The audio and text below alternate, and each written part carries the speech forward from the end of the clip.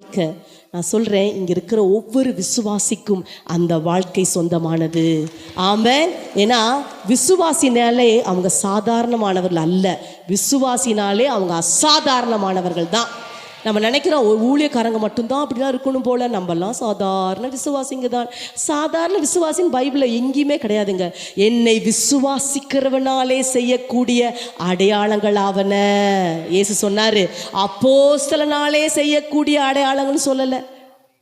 அண்ணா தீர்க்கதரிசினாலே செய்யக்கூடிய அடையாளம்னு சொல்லலை, என்னை விசுவாசிக்கிறவனாலே செய்யக்கூடிய அடையாளம்.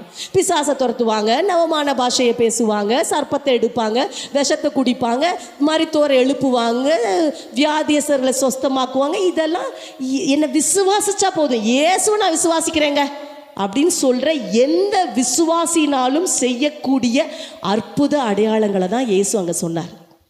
ஆமென். அதெல்லாம் எப்படி நடக்கும் அப்படின்னா, ஆவியானவரை நீங்கள் அறிந்து கொள்ளும் பொழுது, நீங்கள் ஆவியானவரோடு நெருக்கமான ஒரு உறவு. நான் ஒன்று சொல்கிறேன், இந்த உலகத்தில் உங்களுக்கு ஒரு நெருக்கமான உறவு இருக்குன்னா அது ஆவியானவரை தவிர வேறு யாரும் கிடையாது.